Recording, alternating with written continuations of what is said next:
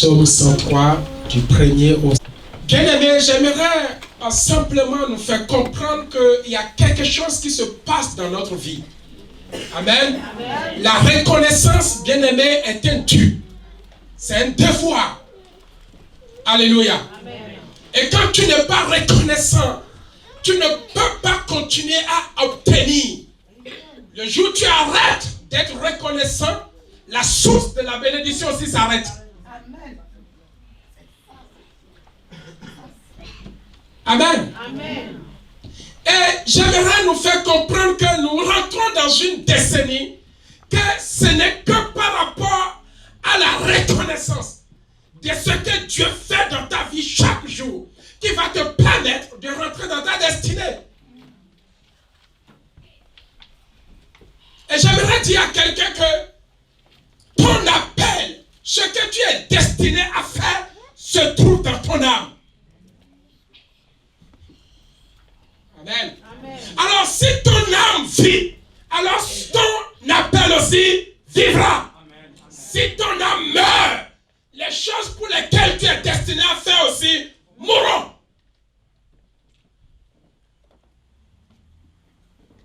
Et je vous l'ai dit souvent que quand Jésus arrive devant la tombe de Lazare, Amen, Lazare avait perdu son esprit. Il avait perdu quoi? Son corps. Mais son âme vivait.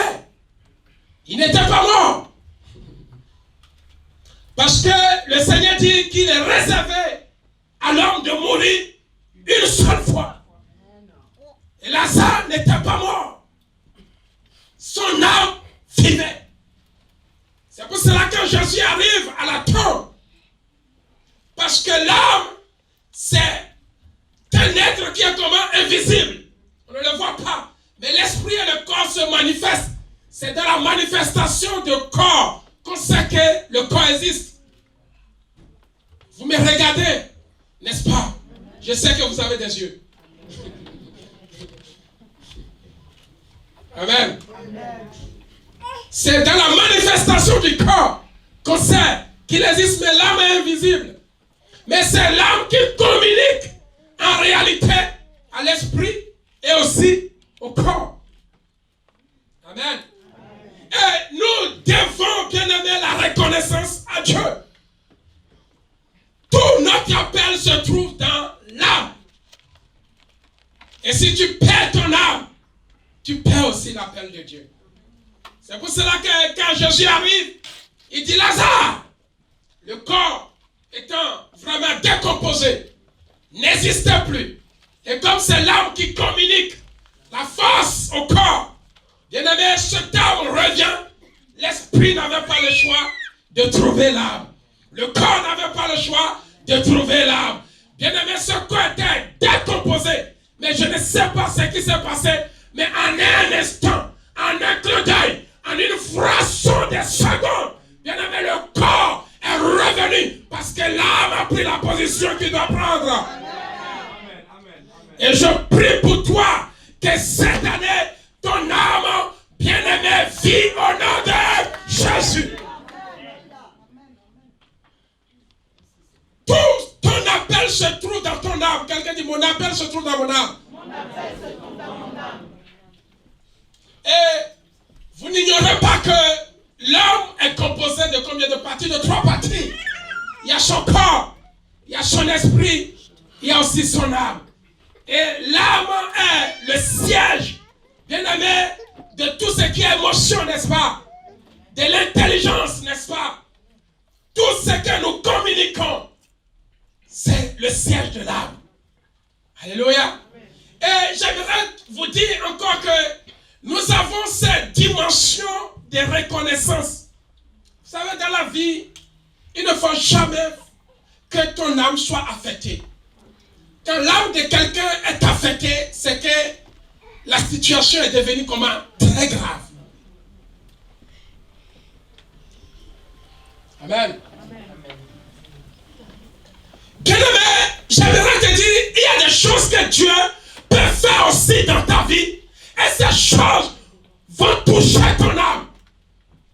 Amen. Il y a a aussi des choses que Dieu peut faire dans ta vie. Ça ne touche pas ton âme. Tu trouves que c'est normal. Parce que tu ne réalises pas la grandeur de ces choses. Amen. Alors ta reconnaissance reste une reconnaissance de superflu. Parce que ton âme n'est pas réellement touchée. Tu n'as pas vécu la grandeur de ce que Dieu a fait pour toi. Mais je prie pour toi qu'avant la fin de cette année, Dieu fera tellement de quelque chose de grandiose dans ta vie qui affectera ton âme. Amen. Amen. De la même manière que les mauvaises choses sont capables d'affecter notre âme, ainsi les bonnes choses aussi sont capables d'affecter notre âme. Il y a des choses que je peux te faire, mais tu les trouves tellement banales et simples. Ça n'affecte pas ton âme. Et pourtant, c'est une bonne chose que j'ai fait. Hein? Amen. Amen. Je t'appelle, je te dis, viens prendre 1000 €. Ça n'affecte pas ton âme parce que tu as déjà 10 000 déjà dans ton compte. Tu as déjà 20 000.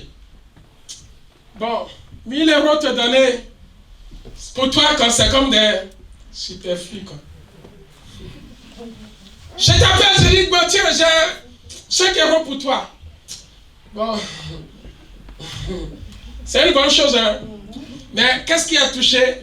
C'est le corps. Ça sera une reconnaissance de corps. Merci, papa. Que Dieu te bénisse.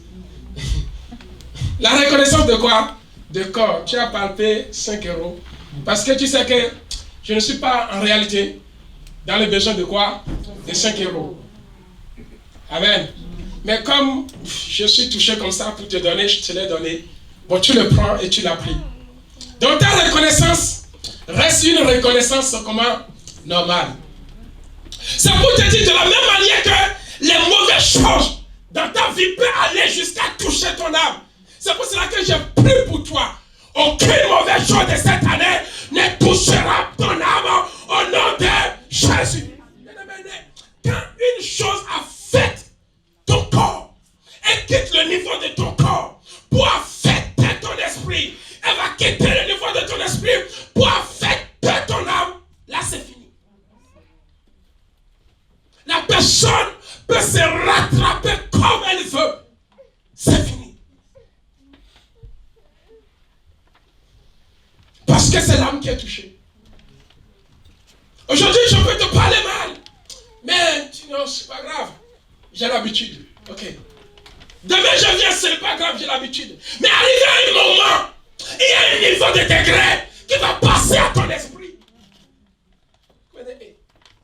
Là, ça ne rigole plus. Là. Et là, tu es en train de toucher mon esprit. Ce que tu viens de dire là, avant je te laissais. Si tu augmentes encore les mots, mon esprit est touché. C'est pour cela que David va dire, mon esprit est comment? Abattu en dedans de moi. Donc ce qui veut dire qu'il y a un niveau de degré où ton esprit peut être comment? Abattu. Les gens peuvent te parler, mais tu vas dire non, ça c'est rien. Mais quand ça touche ton esprit, et là ce n'est même pas encore le niveau de l'âme. Mais quand cela touche ton âme, là, il faut appeler Jésus-Christ lui-même sur terre. Hein? Alléluia. Amen. Et aussi, il y a des degrés de reconnaissance à Dieu. Amen. Et quand je vous parlais que je peux te donner 5 €, ça ne te dit rien. Mais si quelqu'un qui a vécu dans le manquement pendant des années, amen, qui a déjà dépassé le niveau de la chair, de l'esprit, et tu lui donnes quelque chose, son âme est vivement comment? Touchée. La façon dont c'est le même 5 € que l'autre a remercié n'a rien à voir avec la façon dont quelqu'un qui a vécu 10 ans s'envoie 5 € de ses yeux. Cette personne, si tu ne sais pas faire, elle va te lécher les pieds toute sa vie. Parce que ce n'est plus sa chair, ce n'est plus son esprit, mais c'est son âme qui est touchée par ton geste. Et la personne commence à même t'adorer, ne savait comment faire. Il y a des situations dans nos vies comme ça. Pour ce que toi tu ignores, l'autre va tellement les considérer à un niveau.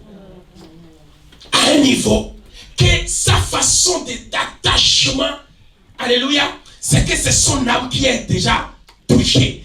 Et je prie en tant qu'enfant de Dieu que tu puisses arriver à ce niveau.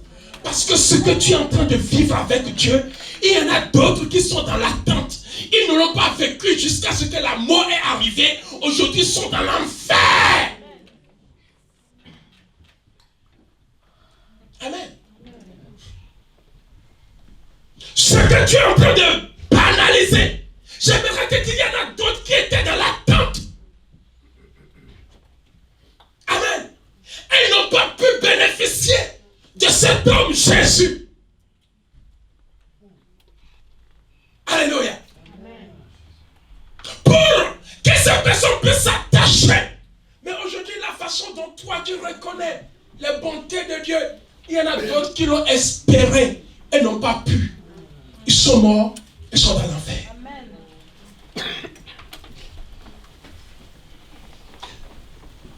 Les mêmes noms n'ont pas les mêmes degrés de signification. Cela dépend, bien-aimé, là où cela te touche.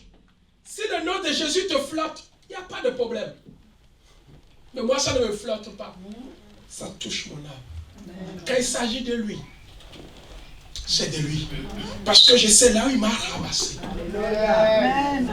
Amen. Je ne suis pas né dedans. Je suis né en dehors. Amen. Je suis né en dehors. Donc si je vis dedans aujourd'hui, vous ne pouvez pas imaginer. Mon âme est affectée. Parce que les choses qui étaient en moi avant, alléluia, ne pouvaient pas faire nullement ce que lui est en train de faire aujourd'hui.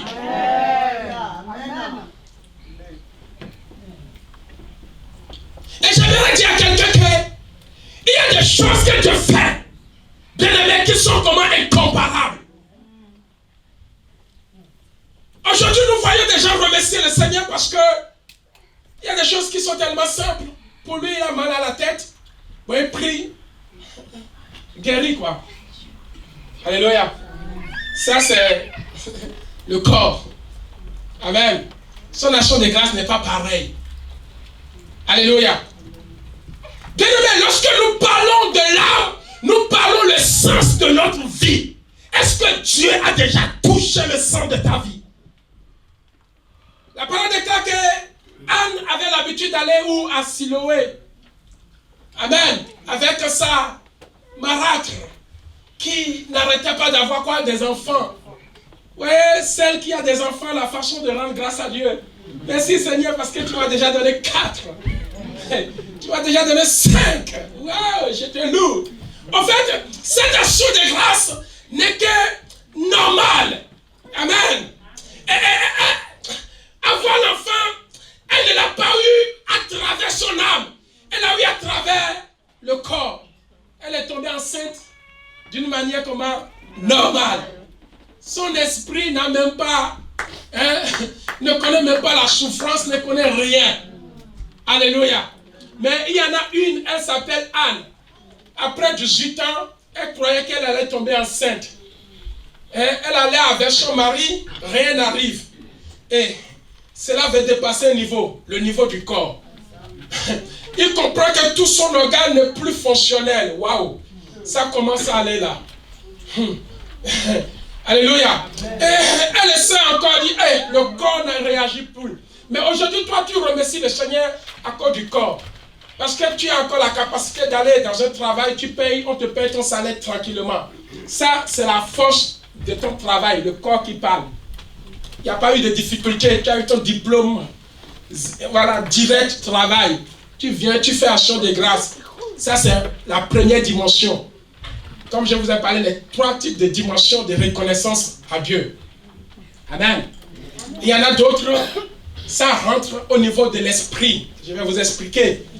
La reconnaissance au niveau de la chair ou du corps, c'est quelque chose qui est normal. Tu as fait tes études, tu finis tes études, tu as ton diplôme, tu vas dans un truc, tu postules, on te donne, tu viens, Seigneur, merci pour le diplôme, merci pour le travail, la façon dont tu t'habilles, la façon dont tu donnes. On voit que vraiment c'est quelqu'un qui le mérite, quoi, au travers de ses compétences, de toutes ces choses-là. Alléluia. La personne n'a jamais eu de problème, rien du tout. Donc cela n'a même pas affecté son esprit, ni son âme. Pour lui, c'est une vie linéaire, croissante. Amen. Et j'ai fini tout cela, j'ai trouvé un gars, je me suis marié, j'ai une belle maison, waouh, j'ai une belle voiture, waouh. Seigneur, comme tu es bon, hein. Seigneur, comme tu es précieux. Alléluia, ça c'est les lèvres. Alléluia. Il a la facilité de chanter, il vient de ça c'est les lèvres. Mais la reconnaissance au niveau de l'esprit commence lorsque tu te lèves maintenant pour agir, il y a un autre esprit qui bloque. Aïe. Tu rentres dans un combat. Tu comprends que là, ce n'est plus facile. Il y a des démons, il y a des principautés qui s'élèvent contre toi. Et là, tu dois mener un bon combat. Celui qui a jeûné, qui a prié, qui a fait des séances de délivrance pour en arriver au déblocage, sa façon de remercier le Seigneur n'est pas pareille. Amen. Amen. Là, c'est la reconnaissance au niveau de l'esprit. Lorsque toi-même tu sais qu'à ça, maintenant, ça sort de l'ordinaire, ça rentre au niveau de l'esprit, tu es pris, tu vois qu'il y a des blocages. Et il a fallu que tu mettes ta vie vraiment en règle. Amen. Et là, quand tu viens, tu dis merci pour la délivrance. Alléluia. Parce que ça va tarder. Mais au niveau de Anne, ce n'est même pas l'esprit. Alléluia. Ça, c'est notre deuxième dimension où tu veux faire, les choses sont bloquées. Mais tu finis toujours par les avoir. À cause d'une détermination. Et la façon de remercier le Seigneur, bien aimé, diffère de celui qui vit normalement. Quelqu'un lui dit que ce n'est pas normal. Ça, tu devrais l'avoir. Il va, les choses sont bloquées. Et quand tu arrives à l'obtenir, est-ce que ce n'est pas ta force? Est-ce que ce n'est pas ton intelligence? C'est pas quoi? Mon esprit. C'est pas l'esprit. Donc ce qui veut dire que cela a demandé un combat. Alors ta façon de remercier le Seigneur aussi doit être différente. C'est pour cela que David va dire, mon esprit est abattu au-dedans de moi. Pourquoi? Parce qu'il a tellement prié. Mais il y a un autre esprit qui était fort, qui le combattait. Pour lui dire, tu n'auras pas. Il a failli qu'il gêne, qu'il mène une vie de sanctification. Parce qu'il a compris que ces manières de vivre ont ouvert les portes dans sa vie. Et les choses ne sont plus faciles. C'est pour cela que Paul nous dit que notre combat n'est pas comme un charnel. Il est comme un spirituel. Mais, et là, l'âme n'est toujours pas encore touchée. Parce que tu te dis, tu as découvert le problème, que c'est pas l'esprit. Et cela te donne la force de s'élever. Parce que tu sais que tu l'auras, ce travail. Amen. Tu sais que tu auras ça. Il suffit que tu te lèves en esprit. Il suffit que tu pries. Il suffit que tu te dis, hey, alléluia. Mais quand tu vas dire ces choses-là, tu vas finir par l'avoir. Parce que c'est un combat. Et quand tu l'as, ta manière de venir pour dire merci Seigneur, tu dis merci par rapport au combat que tu as mené. Mais ton âme n'est pas encore affectée parce que ton esprit est en train de combattre quelque chose. L'âme devient affectée lorsque, malgré le jeûne, malgré le combat, il n'y a plus rien. Toi-même, tu baisses les bras. Tu dis, le juste tombe. Mais qui le relève? L'Éternel. Au fait, ce combat n'est plus ton combat. Donc tu attends à qui? À Dieu. Maintenant, ça a quitté le niveau normal. L'esprit, tu ne peux plus. Tu as beau gêner, tu as beau mis ta vie en règle, tu as beau sanctifier. Toi, mais tu te dis, qu'est-ce que j'ai fait à la vie? Les gros pasteurs, au moins de ce monde, tu as couru aller dans leur programme, ils ont tout cité, mais malgré cela, nada. Et là, tu attends de l'Éternel. Et c'est là où tout commence. Et là, si tu ne commences pas à parler à ton âme, tu vas perdre l'appel. Peut-être tu étais destiné à être un pasteur, mais le combat était fort. Que là, tu vas dire quoi? Peut-être tu étais destiné là où tu es une servante de Dieu. Parce que prophétiser ne vient pas de l'esprit, mais vient de ton âme. Si ton âme vit, tu peux prophétiser. J'ai dit que si mon âme vit, je peux prêcher l'évangile. Alléluia. Amen. Amen. Amen. Et quand tu ne fais pas attention par rapport à ta vie, alléluia, ce qui se localise dans ton âme, l'âme est là pour détruire les choses. Hein. Vous savez, hein, quand la vie de quelqu'un est affectée jusqu'à l'âme, tu peux beau parler. Amen. Et je prie que cela ne sera pas ton cas. Amen. Amen. La parole déclare qu'Anne a beau faire les choses. Elle a affronté même les esprits de son père. De sa mère, on a cherché dans la généalogie de Anne, normalement elle devrait accoucher. Il n'y a personne dans sa lignée qui était stérile. Mais jusqu'au point où elle accepta sa vie comme ça, mais elle demanda toujours à son âme, même dans ma stérilité, bénis-le. C'est pas parce qu'aujourd'hui j'ai combattu le combat et je n'arrive pas que mon âme va se taire. La parole déclare qu'un jour, elle rentra à cause de les pleurs de son âme. Quelle prière cette femme n'a pas fait? Alléluia. Et un jour, Dieu visita son âme. Quelqu'un dit Dieu visita son âme. Bien aimé, son action de grâce change. Ce qu'elle a eu pendant ce moment, elle dit, cela fait des années. J'ai mené le bon combat. J'ai pas pu. Vous voyez ce que je vous dis? Cela dépend combien de temps toi tu espères à cela. Si tu n'as rien pendant des années, si c'est que tu as manqué aujourd'hui et qu'on vient te donner, cela ne te dit rien. Parce que tu n'as pas l'habitude de manquer. Ce n'est qu'aujourd'hui, la porte est encore ouverte. C'est comme si c'est normal. Tu pourrais dire, moi je ne manque de rien. Mais si tu as manqué, tu as frappé à des portes, personne. Jusqu'à un certain niveau. Amen. Jusqu'à un certain niveau. Et quand Dieu te visite, tu vas faire une reconnaissance d'âme. Tu vas dire que mon âme bénit l'Éternel. La parole déclare que Anne prit l'enfant. Samuel dit, non, je ne mérite pas en réalité cet enfant. Je dois l'amener à qui? À Dieu. Elle donna la totalité. Mais sa rivale qui était là n'a jamais fait ça. Elle en a eu combien? 10, 20, je ne sais pas combien. Alléluia. Mais elle n'a jamais donné un de ses enfants à Dieu. Celui qui a eu un seul le donna. Donc le degré de la reconnaissance n'est pas pareil. Frère, toi et moi, nous pouvons gagner des millions. Amen. Mais assis sur des millions, on dit qu'on attend, mais toi tu ne donnes jamais. Pénina était là avec tous ses enfants. On a besoin d'un enfant pour remplacer les autres au service. Elle ne consacrait aucun de ses enfants à Dieu. Elle venait, on bénit le Seigneur. Bon ou pas bon, elle rentre avec ses enfants. Maintenant, celle qui était dans la tente, qui a eu le sel, c'est elle qui a pensé à l'œuvre de Dieu. Amen. Et notre vie, c'est comme ça, on gagne très bien. Mais on ne veut même pas dépenser un centime. Mais celui qui ne gagne même pas beaucoup, même pas assez, si vous pouvez savoir combien cette personne gagne par rapport à vous, mais c'est cette personne qui est en train de financer l'œuvre. Et c'est là où on comprend quel est le degré de la reconnaissance. Parce que la personne qui le fait malgré ses 1200 € là, et qui donne malgré elle plus de 200 €, amen, c'est où Dieu l'a ramassé. il ne vit pas une vie normale.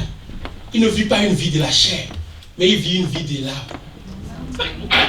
Et quand tu sais le Seigneur et ta dimension de servir le Seigneur n'a pas encore affecté ton âme, tu auras toujours du mal avec Dieu. Amen. Bien aimé, j'aimerais que nous repassions à ce message. La Bible me dit que mon âme bénit quoi? L'Éternel. Que tout ce qui est en moi, donc tout ce qui est en moi, les biens que j'ai, les habits que j'ai, les chaussures que j'ai, ce que j'ai en moi, les enfants, ma femme, mes enfants, tout ce qui est en moi doit bénir le nom de l'Éternel. Pourquoi? Parce que David sait comment Dieu l'a repéré. Il était un berger sans espoir. Amen. Mais si on misait sur les gens, en tout cas ce n'est pas sur David qu'on va miser. C'est comme si PSG, je ne sais pas, est le 10e, je ne sais pas, des classes qui jouent, on dit miser. Vous allez miser sur quelqu'un qui joue, je ne sais pas comment. Bon, ces choses-là, ce n'est pas mon truc, j'ai du mal. Je ne sais même pas. Amen. Alléluia. Bien aimé, vous n'allez que miser sur le plus fort. Mais que David se regarde et voit comment il est. La parole déclare que la Bible me dit dans le livre des Actes des Apôtres que Dieu, en voyant le comportement de David, il dit David est l'homme selon le cœur de Dieu. David n'est pas un homme ordinaire. Il n'est pas un homme d'esprit, mais il est un homme d'âme. Ce n'est pas son esprit qui parle, mais c'est son âme en dedans de lui qui parle. Aujourd'hui, parfois, c'est notre esprit qui parle. Quand ça va bien, on est là. Dès que ça ne va pas mal, bien aimé, la définition de l'âme, c'est quoi? L'âme, c'est le sens des mouvements de vie. C'est ça qui nous donne la vie. Alléluia. C'est le centre d'intelligence, de conscience. Amen. Mais l'esprit, bien-aimé, est le sens, bien-aimé, de communion et de connexion. Il faut que l'esprit se connecte à ton âme pour recevoir les informations, pour se manifester. Donc si ton âme est heureux, ton esprit manifeste la joie. Amen. Ton esprit se connecte à l'esprit de Dieu et commence. Alléluia. Mais si l'âme est assise dans la rébellion, l'esprit cherche la connexion, mais elle ne trouve pas. Pourquoi? Parce que l'âme est dans la rébellion. L'esprit dit, laisse-moi faire l'œuvre de mon Père. L'âme dit non. L'esprit est bien disposé. Pendant que nous chantons, l'esprit veut se mouvoir. Son rôle, c'est de se connecter à l'esprit de Dieu. Amen. Mais malheureusement, il est aussi commandé par l'âme. Tu vas voir quand tu te laisses aller, l'esprit t'emporte. Bro, Yaramos, tu es déjà parti loin. Loin parce que tu t'es laissé aller. L'esprit a trouvé son travail, sa connexion. Se connectant à l'esprit de Dieu qui est au milieu de nous. Et là, le culte change, la dimension change. C'est comme le frère, il parlait, il dit, mais non, il est fort. Hein? Amen. Alléluia. Et quand il donnait la révélation sur la tête de quoi? Des serpents, là où il y a l'autorité, et la queue du scorpion, tu te rends compte que les lions, les crocodiles, tout ça là sont au milieu.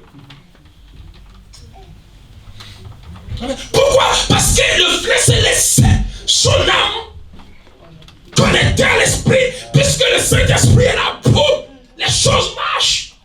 Mais il suffit que mon frère, tu sois appesanti dans la jalousie. C'est fini, ce jour-là on ne te reconnaît plus, ton visage change. Mais l'esprit est bien disposé. L'esprit est bien disposé. Parce que tu es venu, tu as déjà scié ton âme des choses de ce monde, des perversités de ce monde. Donc l'esprit cherche la connexion. Il te voit que tu es en train de penser à ce film érotique, à ce truc bizarre, à cet alcool que tu as bu. Ton âme est là en train de penser. L'esprit cherche la connexion. Mais rien ne se passe.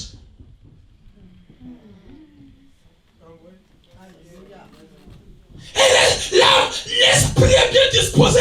L'esprit veut faire son travail. L'esprit va te pousser à prophétiser. L'esprit va te pousser à imposer les mots aux gens qu'ils soient guéris. L'esprit va te pousser. Mais là, on est en train de dire, je ne suis pas bien.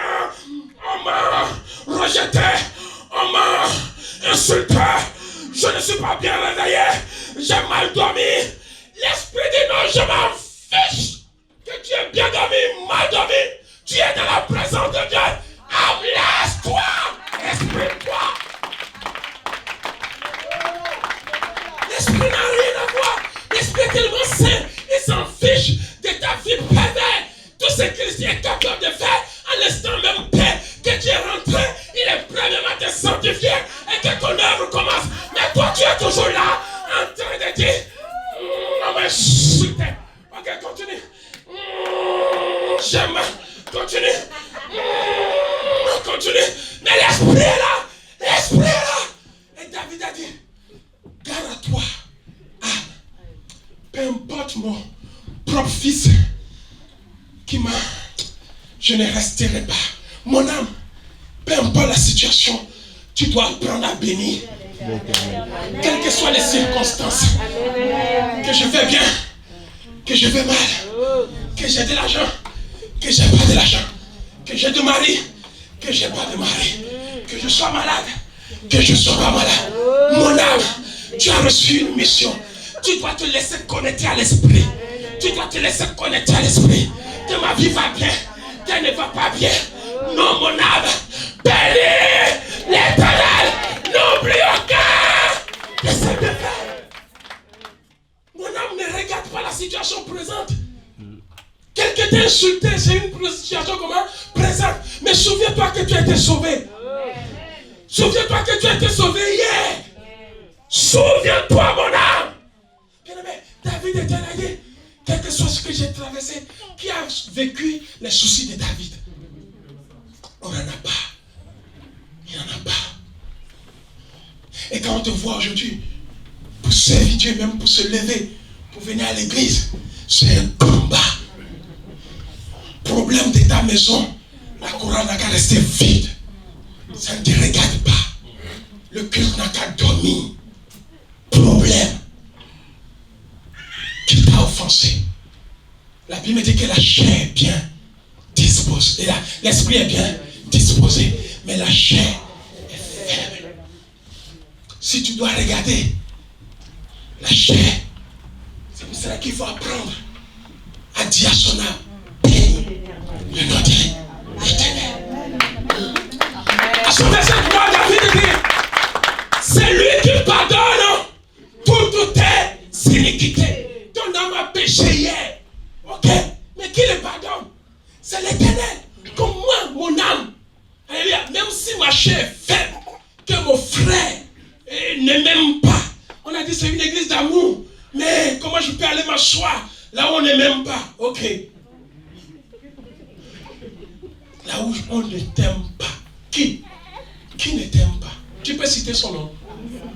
Est-ce que son nom est au-dessus du nom de Jésus? Non. Quand tu vas voir Jésus, tu penses que les gens qui sont dans le métro, ils t'aiment?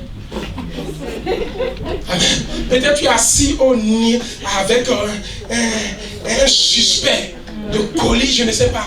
Tu ne sais même pas. Tu es là assis, croyant que tu es au bon endroit. Vous avez fait la route ensemble. Je préfère que tu sois même assis à côté de quelqu'un qui ne t'aime pas à l'église que d'être assis à côté d'un inconnu. Au moins toi, au moins lui, tu sais qu'il ne m'aime pas, tu peux être prudent. Mais l'inconnu là, tu ne m'aimes pas prudent. Qui te laisse même aller. Et puis boum.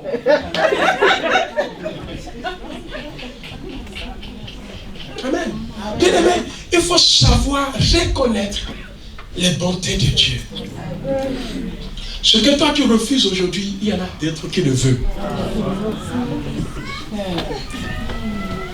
Ce pasteur que je suis, que vous refusez aujourd'hui, il y en a d'autres qui, je ne sais pas, loin. On a dit, si j'étais dans son église, j'allais faire mieux. Mais toi, tu es à côté, mieux même là. Amen. Non, j'aimerais simplement terminer pour vous dire, il y a 3 dimensions de reconnaître les bontés de Dieu. Au niveau de la chair, c'est ce que Dieu te donne normal. Tu viens, tu fais ton offrande, c'est normal. Tu n'as aucun souci de donner. Alléluia. Tu as des enfants, c'est normal. Au niveau de l'esprit, c'est le combat que tu as eu. C'était difficile pour toi. Et puis le pasteur a prié pour toi. Tu as eu ton travail, tu viens, tu bénis le Seigneur. Même les gens au niveau de l'esprit, même si c'est le pasteur qui a mené le bon combat de prier pour eux, pendant qu'ils avaient 0, ils n'arrivent même pas à bénir le nom de l'Éternel. Que le pasteur fait, moi c'était dur, mais il a failli que je te rencontre.